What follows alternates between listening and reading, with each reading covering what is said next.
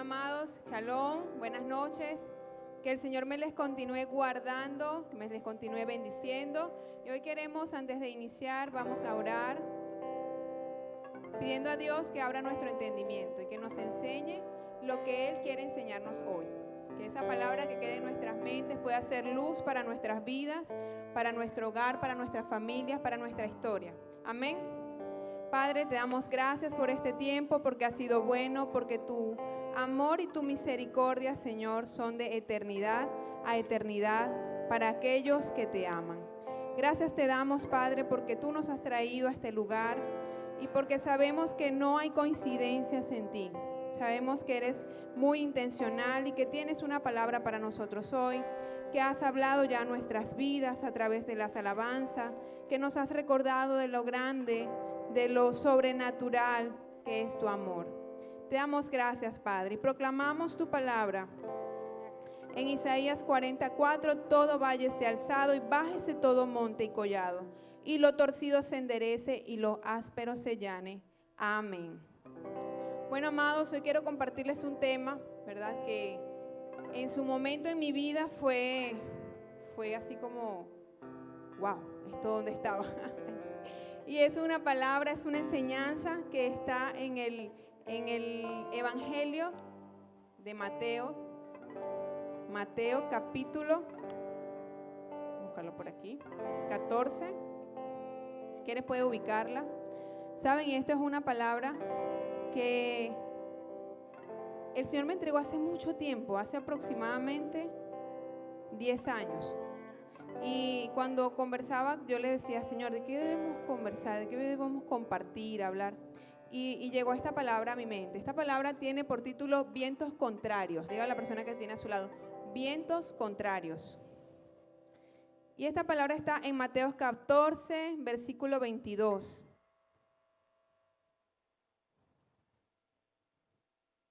Enseguida Jesús hizo a sus discípulos entrar en la barca e ir delante de él a la otra ribera, entre tanto que él despedía a la multitud. Despedida la multitud, subió al monte a orar aparte, y cuando llegó la noche, estaba allí solo. Y ya la barca estaba en medio del mar, azotada por las olas, porque el viento era contrario. Mas a la cuarta vigilia de la noche, Jesús vino a ellos andando sobre el mar. Entonces fíjense que esta es una palabra que me llama mucho la atención. ¿Por qué? Porque así somos nosotros. Así como lo que acabamos de leer, somos nosotros. ¿Sabes que una característica que yo veo de mi Señor es que Él nunca hacía algo porque fuera improvisado, porque fue lo que sucedió y bueno, hay que resolverlo? Él siempre era intencional. Tenemos un Dios intencional. Cuando algo sucede en nuestras vidas es porque tiene un propósito. No es que es bueno, no es que es malo, no, tiene un propósito. Entonces vemos a un Jesús que si caminamos un poquito hacia atrás y metemos retroceso y vemos lo que había sucedido unos versículos atrás, vemos que vienen de experimentar una multiplicación, vienen de experimentar los discípulos de Jesús, vienen de experimentar algo sobrenatural, un milagro, una multiplicación que aun cuando las personas hubiesen logrado buscar alimentos en los pueblos aledaños, no alcanzaba el alimento para poder abastecer, para poder que todas esas personas, dice que había más de 5,000 personas, contando nada más los hombres, no estaban contadas mujeres ni niños, y dice que Jesús les mostró una señal, un milagro. Dice que fue multiplicado y comieron todos. Las personas que estaban allí comieron. De poquito Él hizo bastante. Y dice que sobraron 12 canastas. Es algo impresionante. Es algo que uno dice, ¿cómo puede haber sucedido esto? Era algo imposible para su momento. Ahorita hubiésemos llamado de repente a Barquisimeto, a algún otro estado cerca y decimos, tráiganos, y hacemos pedidos y podemos cubrir, ¿verdad? De repente el poder alimentar a tantas personas. Pero en ese tiempo no existía lo que hoy tenemos, la tecnología, el medio de transporte, y aún así fue un milagro que sucedió. Entonces, ¿por qué les traigo a recuento esto? porque Jesús venía de enseñar algo sobrenatural. Ahorita acabamos de cantar y me gusta porque decía, tu amor es sobrenatural. Así es el Señor. Él es sobrenatural. No podemos creer que vamos a tener una vida normal en Él. Tenemos que acostumbrarnos a vivir en lo sobrenatural. No es normal que todo sea como lo viven las demás personas, no. Tenemos que anhelar lo sobrenatural porque tenemos un Dios sobrenatural. Amén. Y era un milagro. ¿Sabe que un milagro es un hecho no explicable? Es un hecho no comprobable por las leyes naturales. ¿Sabe que eso era un milagro?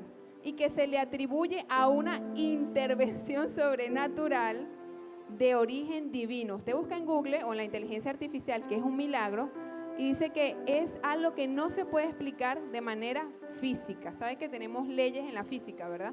Si yo lanzo algo allí se va a caer, si lanzo algo hacia arriba eso tiene que bajar, son leyes comprobadas. Pero cuando hablamos de un milagro es algo que no se explica y no se puede comprobar cómo sucedió. Bueno, eso es un milagro. Y venimos entonces de una enseñanza de un maestro a sus discípulos o a sus estudiantes acerca de lo que era un milagro. Okay, no pierda el hilo, recuerde eso por allí. Entonces vemos a un Jesús que le dice, vayan, adelántense, váyanse en la barca. Y él dice que se va a solas y sube. Yo me quiero imaginar y quiero ir un poquito más allá, que donde él sube, que era una montaña, era un monte, dice la palabra, me quiero imaginar que él los podía ver, ¿sí? Yo me quiero imaginar que él estaba viendo cómo los discípulos salen temprano, ¿verdad? En el mar. Y ve ahí cómo la barca a lo mejor daba vueltica, o la barca estaba atascada, o estaba allí detenida. Porque si usted no sabe mucho de lo que es la navegación, yo tampoco, pero vamos a aplicar la física, y cuando uno coloca de repente una tacita, ¿verdad? Y la colocamos en agua y le echamos aire, esa tacita no va para adelante, pero ni que quiera. Entonces vemos que él tenía que haber visto a sus discípulos en ese lugar, allí, en un solo lugar, que no se movían. Pero él no lo hizo y dijo, ay Dios mío, ¿qué están haciendo allá? Vamos a ayudarlo. No, él quería enseñarles algo, ¿ok? Entonces vamos a identificar esta palabra que la encontramos en el versículo número 24. Dice que ya la barca estaba en el medio del mar, azotada por las olas, porque el viento era contrario. ¿Sabes? Y hoy un viento contrario en tu vida es un viento que puede estar soplando en dirección opuesta a la que debes ir. ¿Sí? Tú tienes que avanzar, pero la situación te está deteniendo allí. Entonces es un viento contrario.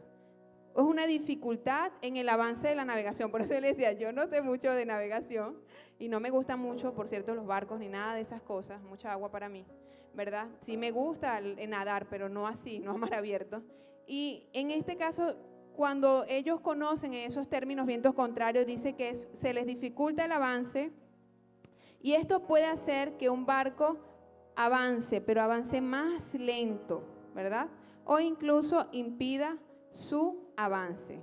Ahora, ¿qué puede representar esto en nuestras vidas? Por eso es que nuestro Jesús es tan hermoso, tan inteligente, tan sabio, que él siempre buscaba algo natural para enseñarnos algo sobrenatural, ¿sí?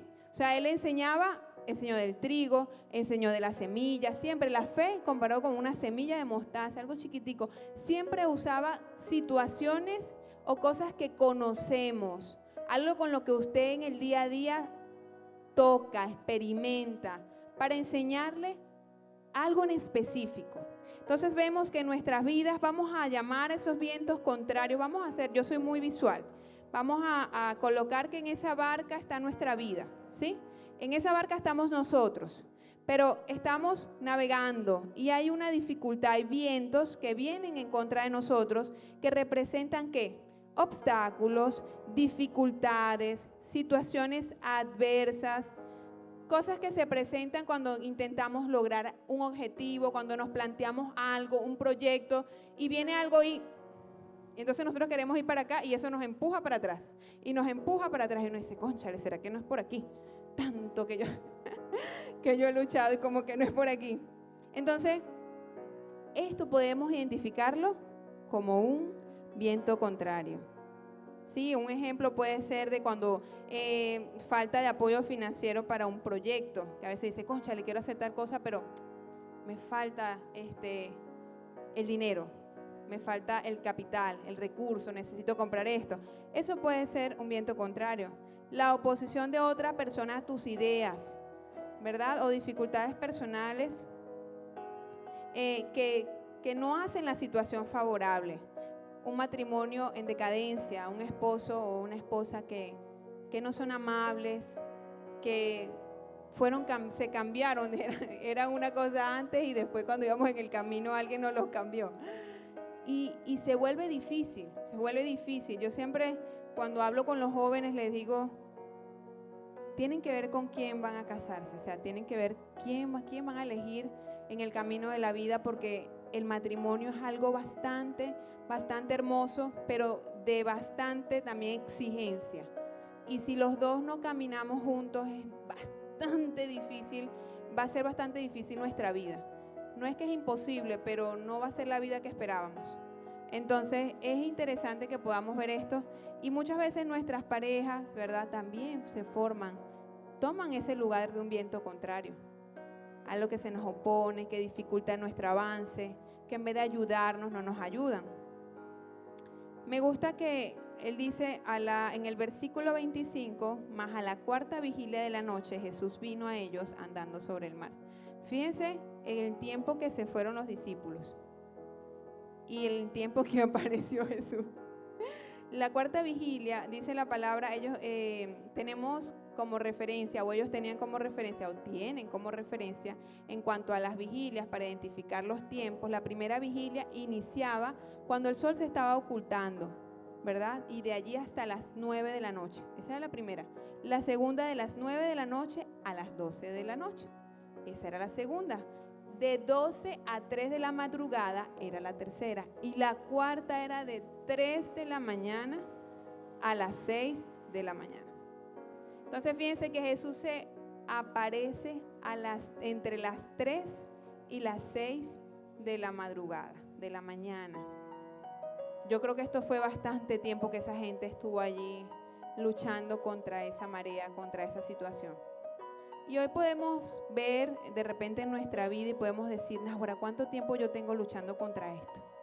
¿Cuánto tiempo tengo esta situación en mi vida que no me ayuda, que me desmotiva, que me hace daño, que me empuja hacia atrás, que me ancla hacia atrás? Entonces, que es importante ver que hasta eso es intencional en la palabra, los tiempos. Jesús no se apareció de una vez cuando las olas empezaron a azotar la barca. Jesús se apareció entre las 3 y las 6 de la mañana. ¿Y cuántas veces nos hemos despertado a esa hora con angustia, con ansiedad, con desesperación, y lo único que podemos hacer es pedirle a Dios ayuda? Yo he tenido respuestas en ese tiempo de oración, en ese lapso. Qué tiempo tan poderoso. Ese tiempo de silencio, ese tiempo de privacidad, ese tiempo es maravilloso. No a las 3 de la mañana como mi pastor Lujano, ¿no? No a ese nivel, pero cónchale, ya por ahí cerca de las 5 sí podemos. Sí puedo, dijera mi esposo. Entonces es un tema que es un tiempo que es especial. En la palabra, bueno, este tiempo de la cuarta vigilia está relacionada con momentos de oración, revelaciones divinas y sucesos importantes. Job dice que si tú de mañana buscares a Dios y rogares al Todopoderoso, y escuchen ustedes, si tú de mañana, en lo temprano, en lo primero, qué bonito, ¿verdad? Y rogares al Todopoderoso, ciertamente Él se despertará por ti y hará próspera la morada de tu justicia. Y aunque tu principio haya sido pequeño, tu postrer estado será muy grande. Eso es una promesa, y es una promesa en los tiempos, ¿verdad? De lo que habla el Señor en la palabra.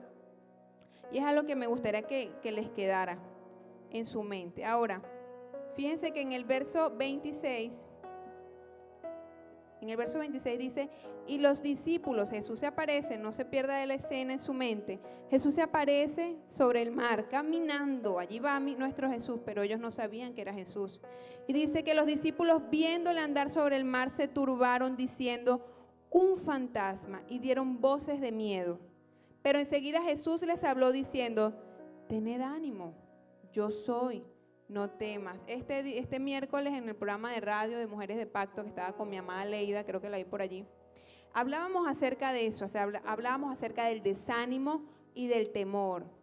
Y siempre Jesucristo, cuando se acercaba a alguien que estaba pasando por una situación difícil, Él siempre decía, tened ánimo, ten ánimo. El ánimo es importante, tener un buen ánimo es importante. Entonces fíjense, era que Él dice, tened ánimo y no temas.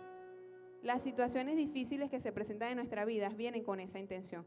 El mundo espiritual es tan real como lo que vemos. Y así como hay un Dios que quiere que nosotros lleguemos a nuestro propósito, que cumplamos nuestro propósito, también hay un mundo que quiere que nosotros no lleguemos. Hay alguien que está allí apostando todo a que nosotros fallemos, a que seamos derrotados. Eso lo hace con toda la intención. Pero lo que me gusta aquí es que Jesús nos deja esa palabra, ten ánimo, no tengas miedo. Y es una palabra para nosotros hoy, porque cada quien conoce su circunstancia y la situación con la que está luchando, ¿sí? Con lo que le está respirando aquí cerquitica. Y le habla a uno, mire, la realidad es algo tan impresionante, que la realidad nos habla, así sea que nosotros estemos acostados con los ojos cerrados. Y todo apagadito, la realidad habla a nuestras mentes y nos habla allí, nos susurra. Nuestra realidad, no tienes esto, esta persona no va a cambiar, esta enfermedad no va a pasar, esto te va a matar, tú no vas a poder lograrlo. Y empieza a hablar, ¿verdad? Te falta esto, te falta aquello, te falta lo otro. Pero lo bonito de todo esto es que están las palabras de nuestro Señor, de nuestro Dios, que nos recuerda, no, ten ánimo, no tengas miedo. Entonces nosotros hablamos a la realidad y les decimos a silencio, porque la realidad es que sí puedo, porque todo lo puedo en Cristo que me fortalece, ¿verdad que sí? Y porque el Señor es mi proveedor y porque nada me falta. Y no estoy solo, porque el que habita el abrigo del Altísimo mora bajo una sombra, la sombra del Omnipotente. Y tomamos las verdades de Dios, sus promesas, y con esa misma realidad de la verdad podemos transformar nuestra realidad, ¿ok? El enemigo viene a dañarnos, ¿y viene a dañarnos con qué? Con nuestra realidad. Pero el Señor nos dejó una espada para defendernos, y es su palabra y es la verdad. Entonces esto es algo para nosotros hoy, de que cuando vengan las circunstancias, cuando vengan las situaciones, tenemos una verdad con la que defendernos, una verdad que transforma realidades, amén. Y así tenemos a un Jesús que conoce que vamos a tener desánimo y que conoce que vamos a tener temor, ¿saben? Y cuando entra el desánimo, conversábamos en el programa eso y hablábamos las consecuencias del desánimo. ¿Y sabe qué hace el desánimo? No permite que avancemos. Eso hace el desánimo. Y hay una palabra que me hizo ruido y venía hace tiempo escuchándola y yo decía, pero no sabía dónde iba a aparecer esta palabra o cómo, dijera mi esposo, la pieza que le faltaba el rompecabezas, no sabía cómo encajaba. Y haciendo aquí, elaborando la enseñanza, apareció la palabra. Y la palabra es procrastinación. ¿Sabe usted qué es procrastinación? La palabra procrastinación significa acto de posponer o retrasar temas importantes, incluso cuando hay tiempo y oportunidades para realizarlas, sustituyéndolas por actividades menos importantes o placenteras. ¿Y sabe usted que eso es un mecanismo del alma, un mecanismo de defensa del alma? Usted posterga situaciones que no sabe cómo resolver. ¿No les ha pasado? Están viviendo algo que no saben cómo resolver. Colóquele el nombre que quiera, colóquele el rostro que quiera. Pero si usted no sabe cómo resolverlo, entonces usted dice, no, esto lo resuelvo después. Me coloco a hacer otra cosa. Y hasta que esa situación no nos arropa, no nos agarra en esa barca y nos empieza a dar vuelta para todos lados, entonces cuando decimos, bueno, ¿qué vamos a hacer? Pero duramos un tiempo procrastinándola, ¿sabe?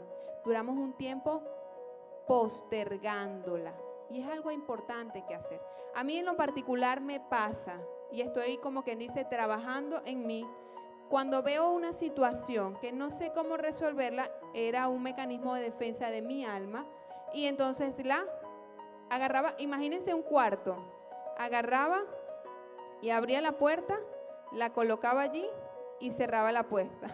Ese cuarto tiene una imagen en mi mente y tiene un letrero que se llama procrastinación. Ese cuarto se llama para mí, en mi mente, procrastinación. Y lo colocaba allí porque no sabía resolver el tema, la situación, y lo dejaba que corriera y corriera lo más que pudiera correr. Eso hace el desánimo y eso hace también el no saber cómo resolver situaciones. Entonces, ¿qué debemos identificar hoy?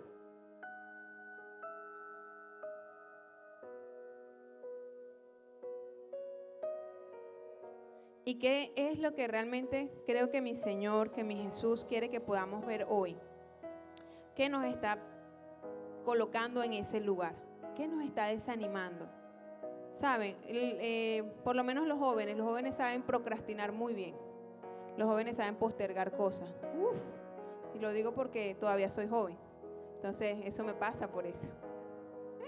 Pero el tema por lo menos del estudio, la gente sabe, mira, muchos dicen, no, voy a tomarme un año de vacaciones. Salen de bachiller y voy a tomarme un año para descansar, chévere. Pasan 1, 2, 3, 4, 5 años, se casaron y no estudiaron. Pasa. Entonces, sabemos postergar cosas y no debemos postergarlas. Todo tiene un tiempo. La palabra dice que tiempo y ocasión acontecen a todos. Algunos lo aprovechan, otros no lo aprovechan. Entonces fue que no tuve la oportunidad. No fue que no me decidí a realizar lo que tenía que hacer lo que tenía que hacer. Entonces, ¿es algo para nosotros meditar hoy? Sí. ¿Qué estás postergando en tu vida? Decisiones, estás postergando en tu vida, realizar algo que anhelas, que sueñas, pero no sabes cómo hacerlo y lo estás postergando y lo estás postergando y lo estás dejando a un ladito porque no sabes cómo hacerlo. Eso lo hace, ¿saben quién hace esto? Esos vientos contrarios. Y el enemigo apuesta a que tú utilices el cuarto que se llama procrastinación para que no cumplas tu propósito, para que no alcances. Sabes que en el lugar donde tú estés tienes un propósito y el enemigo lo sabe. Entonces vamos a hacer todo lo posible para que esta mujer o para que este hombre no lleguen a su lugar de destino. Pero te tengo una buena noticia. La buena noticia es que no estás solo. Esa es la buena noticia. Y aparece siempre un Jesús que te dice, ten ánimo. Y él le dijo, dice que entonces le respondió Pedro y dijo, ¿cuántos Pedros hay por allí? Vamos a ver. Y dijo, Señor, si eres tú, manda que yo vaya a ti sobre las aguas. ¿Y qué te va a decir Jesús? Ven. Hace tiempo en decisiones que mi esposo y yo debíamos tomar, hablábamos de que, bueno, habían cosas que habían que terminar, que teníamos que dejar. Y había un temor, ¿verdad? Entonces fue un término para nosotros, algo así como que, bueno, hay que aprender a caminar sobre las aguas. No vemos nada, pero hay que aprender a caminar sobre las aguas. Y vemos entonces que Jesús le dice, ven. Y descendiendo Pedro de la barca, andaba sobre las aguas para ir a Jesús. Fíjense, Pedro caminó sobre las aguas. No fue que Pedro se hundió, no, fue que Pedro caminó sobre las aguas. Ahora aquí está la otra situación. Pero al ver el fuerte viento, tuvo miedo. Y esto nos va a pasar cuando tengamos esa convicción, esa confianza, esa fe y empecemos a caminar. Vamos a caminar y vamos a empezar a ver lo sobrenatural. Pero aquí tenemos que entender que hay dos situaciones que van a pasar. Dos. De que dependen de dónde coloquemos nuestra mirada. Esto se hace sencillito. Esto tiene una fórmula especial. Esto es 2 más 2 igual a 4. Yo soy muy visual y a veces tengo que escribir y ver las cosas en los procesos para identificar dónde estoy y qué me falta. Pero aquí esto está muy fácil de ver. Dice que al ver el fuerte viento, tuvo miedo y comenzó a hundirse. Dio voces diciendo, Señor, sálvame. Saben que la palabra también es clara y tenemos un versículo que dice, puestos los ojos en Jesús. ¿Sabes qué pasa cuando quitas la mirada del Señor? Te empiezas a hundir y todo te va a caer encima, todo va a entrar. En la armonía que puede haber en un ecosistema, allí todo se daña. Empiezan a ocurrir problemas que son muy difíciles para nosotros, que no sabemos cómo hacerlo, que empezó de repente por el área familiar y también viene el área económica y vienen todas las áreas en nuestra vida a empezar como cuando, no sé si han visto cuando colocan un dominó y hacen como unas hileras y usted como que le hiciera así a la primera pieza y empezó todo a desmoronarse. Así pasa cuando quitamos los ojos de Jesús. ¿Qué es quitar los ojos de Jesús? Pedro dice que empezó a caminar sobre las aguas y caminó, dio pasos sobre las aguas. Hay una película que se llama La Cabaña, no sé quién la ha visto por allí. Y qué película tan especial, porque cuando hay una escena en específico donde esa persona, el protagonista, quiere caminar sobre las aguas, no podía, y trae a mi memoria, a mí me trajo a mi memoria de una vez ese momento, esa escena de Pedro, y yo digo, qué tremendo, ¿verdad? O sea, Pedro pudo caminar sobre las aguas. Pero cuando quitó su mirada y no vio a Dios, sino que vio la circunstancia, vio la realidad que le rodeaba, vio la persona que tenía a un lado, vio el empleo que no tiene y que le falta, vio que falta esto en la casa, vio que hay una enfermedad que dicen que es terminal. Cuando Pedro quita la mirada de Jesús y empieza a ver a su alrededor, allí se dañó todo. Esa fue la fórmula. La fórmula es que si usted ve a Jesús, usted va a andar sobre el mar. Pero si usted quita la mirada y empieza a ver su realidad, lamentablemente usted se va a hundir. Eso es una fórmula súper fácil. Lo que pasa es que después llega algo que se llama gracia y nosotros decimos, Señor, sálvame. Y el Señor viene a nuestro encuentro y nos agarra de la mano y nos saca y nos salva. Pero pasamos la situación difícil, ¿verdad? Tuvimos que tomar un poquito de agua. Yo creo que Pedro, aunque sea un poquito de agua, tuvo que haber tomado. Un poquito bastante. Y agua salada de paso. Creo que no debe haber sido nada, pero nada agradable la situación. Y sabe que hay algo que me llama mucho la atención de esta historia, y es que Pedro sabía nadar. Pedro era un pescador, tenía que saber nadar. Y aquí es donde no importa lo que tú tengas, no importa la profesión que tú tengas, no importa el empleo que tú tengas, no importa la posición económica que tú tengas, no importa lo que tú tengas en tus fuerzas, en tus capacidades. Si dejas de ver a Dios, te vas a hundir. Si dejas de ver a Jesús, te vas a hundir. Si dejas de confiar en el Señor, te vas a hundir. Esta mañana leía una palabra que decía que aún los ricos, dice Pablo a Timoteo, que les exhorte a que no confíen en sus riquezas. Imagínense, no confíen en las riquezas porque creen que el Señor les decía eso. Porque el corazón del hombre tiende a confiar en lo que tiene en la mano. Hay muchas personas que por tener una economía muy estable, cree que tiene a Dios aquí. Y no, a mí no me pasa nada, porque, o sea, no termina como que dice, no es que no confíe en Dios, sino que confías en lo que tiene a la mano. Yo lo he vivido, hermano. Cuando usted tiene aunque sea algo en la casa y usted, no, todo está bien. Algo, dice, bueno, tenemos una reserva por allí. Algún ahorro, decimos, bueno, cualquier cosa, rompo el vidrio. En caso de emergencia, ¡pic!, rompo el vidrio. Pero como dijo Pablo, ¿verdad? Dijo, ni en enséñame, dice, cuando habla de la escasez,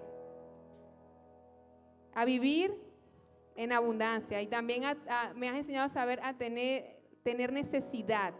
¿Por qué? Porque dice que a lo mejor teniendo mucho puede que se olvide de Dios, pero también teniendo necesidad o teniendo mucha escasez dice que puede renegar de Dios. Entonces no me des ni riquezas ni pobreza, dice la palabra, ¿verdad? Entonces, ¿qué mensaje nos deja esto? Porque es que Jesús era así, intencional.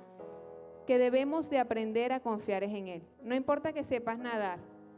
Usted ve un viento y un mar que se levanta y lo tiene cerquitica. Yo no me le tiro a ese, pero ni queriendo. O sea, yo no me arriesgo a lanzarme aún cuando yo sé nadar. ¿Sí? Entonces usted tampoco se arriesgue a lanzarse aún cuando usted tenga lo que tenga o sepa lo que sepa o esté donde esté. Siempre tenemos que tener nuestra confianza en el Señor. Amén. Entonces tenemos esto por aquí y es algo que damos gloria y honra al Señor. Porque después tenemos a un Jesús que le dice, Jesús extendiendo su mano, lo tomó y le dijo, hombre de poca fe, ¿por qué dudaste? Es una pregunta que también el Señor nos hace a nosotros cuando no tenemos fe. Pudiéramos haber llegado sin tener que tomar el agüita salada, sin tener que haber... Es que no sé a quién le ha revolcado una ola en su vida, pero cuando a uno le da vuelta una ola, mire, el agua entra por todos lados, no pide permiso, eso entra por los ojos, por la nariz, por los oídos, por todos lados. Y queda esa sensación tan desagradable. No tenemos que pasar por eso. No tenemos que pasar por eso. Esa es una reflexión que quiero compartirles hoy. No espere el proceso para empezar a ver lo sobrenatural de Dios. No lo llame de esa manera. Véngase, usted es obediente, usted es una persona inteligente y usted dice, bueno, yo mejor soy obediente. Y yo camino por aquí y yo veo por aquí y yo camino por este lado que me va a ir mejor. Porque cuando no es así, entonces vamos a tener que muy probablemente vivir estos procesos. Y dice que cuando ellos subieron a la barca, se calmó el viento. Eso no va a ser eterno. La situación que estemos pasando en este momento nos recuerda que tampoco va a ser eterna. Que algo tenemos que aprender. Ya cometimos el error, ya procrastinamos algo, ya postergamos algo, ya tomamos la decisión que no era. Hay un Jesús que nos va a salvar, que nos va a ayudar a salir. Esa es la confianza que tenemos. Y que ese viento se va a calmar. Ese viento se va a calmar solo, única y exclusivamente cuando aprendamos a confiar en Dios. En la circunstancia que sea que estemos pasando. Entonces los que estaban en la barca vinieron y le adoraron, diciendo, verdaderamente eres el Hijo de Dios. Saben, y yo creo que hoy estamos los viernes reunidos acá en un tiempo de adoración y milagros, y cuando hablan de milagros a veces las personas los ven como algo inalcanzable, lo ven como algo que pasaba antes o que pasa así como que si fuera una ruleta que de repente en algún lugar pasa y después en otro lugar pasa, pero es muy probable que nosotros nunca lo veamos un milagro, pero no es algo que me muestre o que me enseñe la palabra. Entonces probablemente el viento vaya a venir, pero es la oportunidad de que nosotros podamos experimentar un milagro. Es la oportunidad para que podamos experimentar lo sobrenatural. Las situaciones que nos pasan no son para matarnos. Bueno, es la intención del otro lado. Pero está un Señor, está un Dios, está alguien que es amor, como lo decíamos hace un ratico. Cuando cantamos, es importante escuchar lo que estamos diciendo. Es un amor sobrenatural, sí. Así es el amor de Dios, que no se termina. ¿Se acuerdan de la letra de la canción? Yo nunca había escuchado ese tema, esa alabanza, pero qué hermoso porque dice que no tiene fin, que es inagotable, qué hermoso. Y me llegaba a mi mente lo que es la forma de un anillo. Así es el amor de Dios. No tiene inicio, no tiene fin. Así es el amor de Él. Entonces tenemos a un Dios que nos quiere enseñar y que nos quiere llevar a caminar sobre las aguas, que nos quiere llevar y sacar de nuestra naturalidad para que empecemos a caminar en lo sobrenatural. ¿Saben? Y eso no es difícil, eso es solamente una decisión, es tomar una decisión. ¿Saben? Cuando oramos por alguien, vamos a orar, pero no sé si se sane, si se muera, no sé si, ¿saben? No tenemos esa duda, no. Yo oro confiando que el Señor gobierna en mi vida y gobierna en su vida y que Él va a actuar. No sé cómo lo va a hacer. Entonces yo oro y le digo, Señor, sabemos que tú gobiernas, sabemos que esta vida tú la conoces y en tus manos está. Pedimos de tu misericordia, cuando es por lo que es sanidad, pedimos por tu misericordia, proclamamos tu palabra dice que tú nos revelas, tú nos darás abundancia de paz, de sanidad, que nos curarás. Y entonces traigo la palabra y la utilizo. Si se sanó o no se sanó, bueno, ya es cuestión de Dios. Pero no está no es nuestro asunto el resultado. El resultado es asunto del Señor. Pero tenemos que anhelar, empezar a ver lo sobrenatural en nuestro entorno, en relaciones familiares restauradas, que podamos ver que sea algo que no sea de asombro. La sanidad no es de asombro. Mira, esta persona estaba muriendo de cáncer, se sanó, el Señor la sanó, no es de asombro, ¿verdad? Porque tenemos que empezar a acercarnos a la sobrenaturalidad del Señor, a respirarlo, a vivirlo, a experimentarlo. Es necesario que podamos verlo, porque si no, no hay mucha diferencia de nosotros y de las personas que no conocen a Dios, porque ellos viven en lo natural.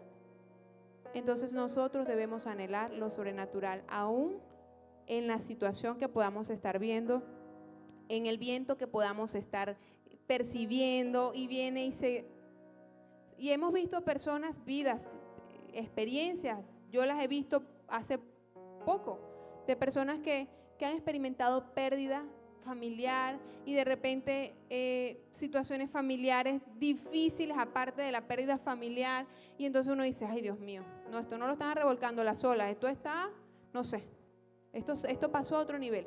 Pero ¿cuál es nuestro deber ser? ¿Sabes que en Ezequiel capítulo 2 versículo 16 al 21 habla acerca de los atalayas? Y nosotros debemos ser atalayas. ¿Sabes qué es un atalaya? Un centinela. En aquel tiempo era diferente, cuando había muchas guerras y los reinos enviaban a personas a que se ubicaran en puntos estratégicos altos, en montes altos, y que vieran a lo lejos a ver si alguien se acercaba. Y si alguien se acercaba, ¿qué tenía que hacer ese atalaya? Ese atalaya tenía que comunicar rápidamente que alguien se acercaba.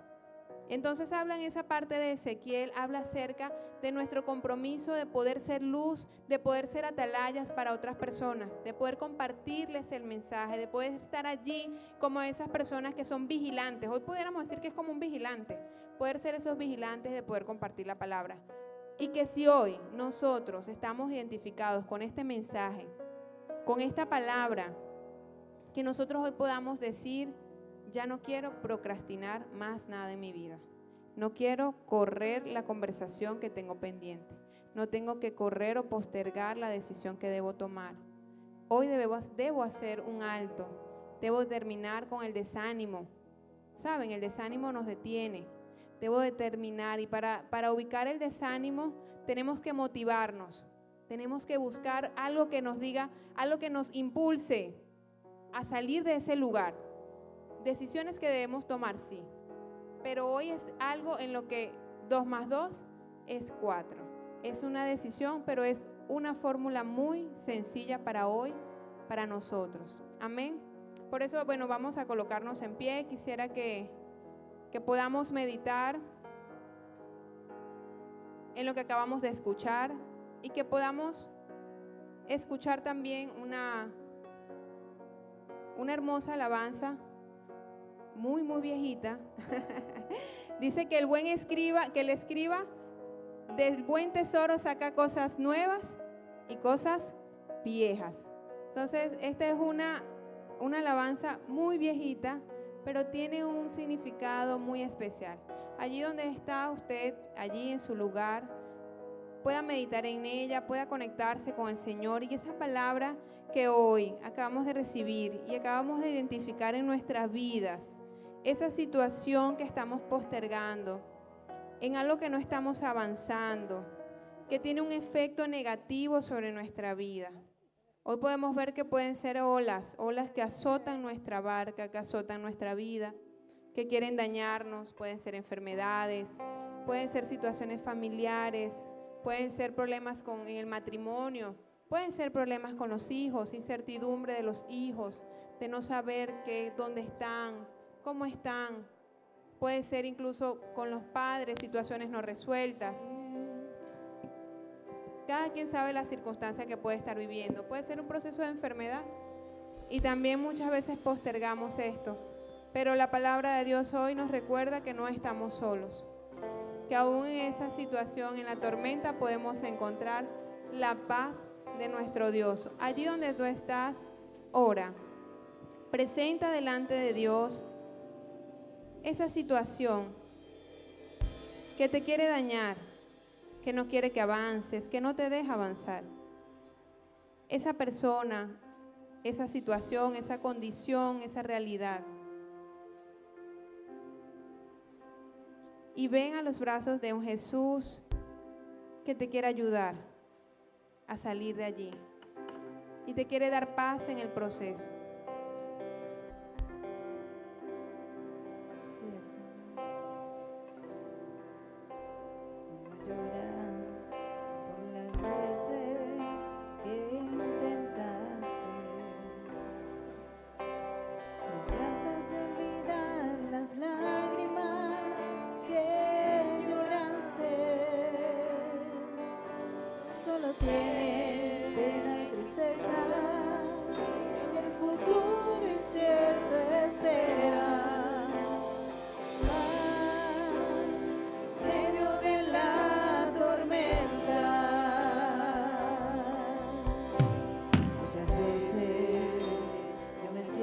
Igual que tú,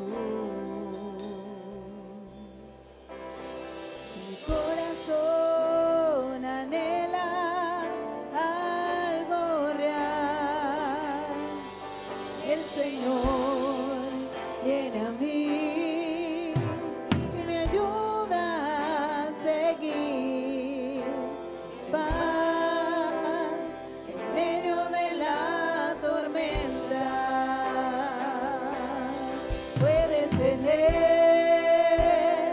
Paz en la tormenta. Así es, puedes tener Fe paz y en la esperanza cuando no puedas seguir.